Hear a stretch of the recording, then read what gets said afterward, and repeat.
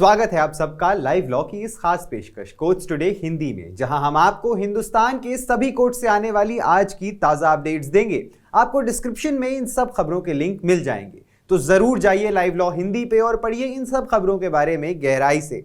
इस वीडियो में हम आपको संक्षेप में सारी अपडेट्स देने की कोशिश करेंगे, तो चलिए शुरू करते हैं। नीट यूजी 2024 विवाद के संबंध में केंद्र ने गुरुवार 13 जून को सुप्रीम कोर्ट को सूचित किया कि 1563 छात्रों को दिए गए ग्रेस अंक रद्द करने का निर्णय लिया गया है। केंद्र सरकार की ओर से पेश वकील ने आज सुप्रीम कोर्ट को बताया कि इन 1563 उम्मीदवारों को उनके वास्तविक अंकों यानी ग्रेस मार्क्स के बिना के मार्क्स के बारे में सूचित किया जाएगा और उन्हें दोबारा परीक्षा देने का विकल्प दिया जाएगा। यदि वे छात्र दोबारा परीक्षा नहीं देना चाहते हैं तो 5 मई को आयोजित परीक्षा के आधार पर उनके अंकों को ध्यान में रखा जाएगा। केंद्र सरकार का प्रतिनिधित्व कर रहे कानू अग्रवाल ने न्यायमूर्ति विक्रम नाथ और न्यायमूर्ति संदीप मेहता की वेकेशन बेंच को बताया कि यह निर्णय छात्रों के डर को दूर करने के लिए 12 जून को राष्ट्रीय परीक्षण एजेंसी द्वारा गठित पैनल द्वारा लिया गया था।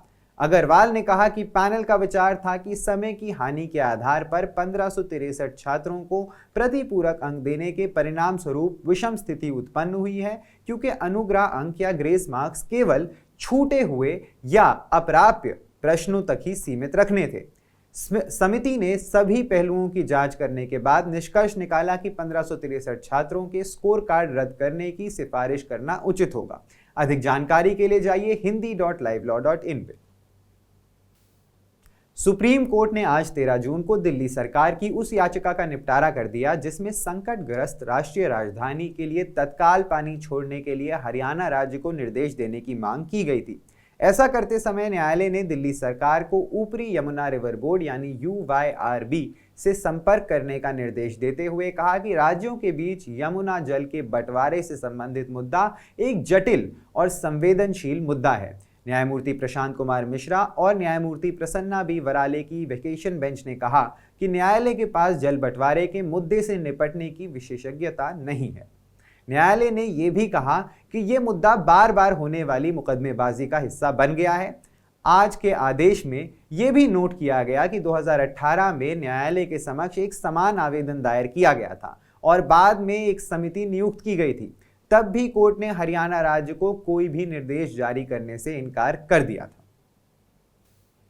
सुप्रीम कोर्ट ने गुरुवार 13 जून को बॉम्बे हाई कोर्ट में इसकी रिलीज को लेकर लंबित मामले के गुण दोष के आधार पर निपटारे तक फिल्म हमारे 12 की स्क्रीनिंग को निलंबित कर दिया। 14 जून को रिलीज होने वाली फिल्म पर आरोप है कि ये इस्लामिक आस्था और भारत में विवाहित मुस्लिम महिलाओं के प्रति अपमानजनक है। न्यायमूर्ति विक्रम नाथ और न्यायमूर्ति संदीप मेहता की वेकेशन बेंच ने फिल्म की रिलीज की अनुमति देने के बॉम्बे हाई कोर्ट के आदेश को चुनौती देने वाली याचिका पर यह आदेश पारित किया। सुनवाई के दौरान जजों ने कहा कि उन्होंने आज फिल्म का टीजर देखा और इसे आपत्तिजनक पाया। न्यायमूर्ति मेहता को यह कहते हुए सुना गया, आज सुबह हमने टीजर देखा है, ये उन सभी आपत्तिजनक सामग्रियों के साथ है। टीजर यूट्यूब पर उपलब्ध है। बॉम्बे हाई कोर्ट ने गुरुवार को आगामी फिल्म शादी के डायरेक्टर करण और जौहर की रिलीज और किसी भी प्रचार सामग्री पर प्रथम दृश्य ये मजबूत मामला पाते हुए रोक लगा दी कि निर्माताओं ने फिल्म निर्माता करण जौहर के नाम और व्यक्तित्व का अनाधिकृत उपयोग किया है। अदालत ने निर्माताओं को जौहर के नाम या किसी अन्य विशेषता या करण जौहर नाम के संदर्भ को किसी भी तरह फिल्म के शीर्षक में या प्रचार में प्रत्यक्ष या अप्रत्यक्ष रूप से उपयोग करने से रोक दिया, जिसमें सभी प्रचार सामग्री आदि शामिल हैं, लेकिन इन्हीं तक सीमित नहीं है। न्यायमूर्ति RI चागला ने अपने आदेश में कहा, मेरे विचार में वादी द्वारा अपने व्यक्तित्व अधिकारों की रक्षा के लिए एक मजबूत प्रथम दृश्य मामला बनाया गया है जो उसमें निहित हैं, ये देखते हुए कि उसे कई ब्लॉकबस्टर फिल्मों से स्पष्ट रूप से सेलिब्रिटी का दर्जा प्राप्त है। मद्रास उच्च न्यायालय ने बार काउंसिल ऑफ तमिलनाडु और पुदुचेरी के राज्य रोल के अधिवक्ताओं और वरिष्ठ अधिवक्ताओं को अपने साथ जुड़े जूनियर अधिवक्ताओं को 15,000 से 20,000 रुपए का मासिक वजीफा देने को कहा है। न्यायमूर्ति SM सुब्रमण्यम और न्यायमूर्ति C कुमारप्पन की पीठ ने इस प्रकार पहले के एक निर्देश को संशोधित किया जिसे अदालत ने बुधवार 12 जून को जारी किया था और राज्य में बार एसोसिएशन को मासिक वजीफा देने के लिए कहा था।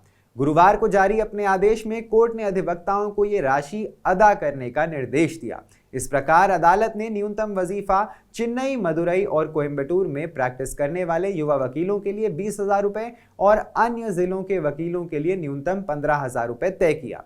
अदालत ने कहा कि राशियां राज्य में प्रचलित व्यय लागत को ध्यान में रखकर तय की गई थी। मुख्यमंत्री अरविंद केजरीवाल के करीबी सहयोगी विभव कुमार ने कथित स्वाति मालीवाल मारपीट मामले में जमानत के लिए दिल्ली उच्च न्यायालय का दरवाजा खटखटाया है। कुमार को 27 मई को ट्रायल कोर्ट ने जमानत देने से इनकार कर दिया। उनकी दूसरी नियमित जमानत याचिका 7 जून को सत्र अदालत ने खारिज कर दी थी।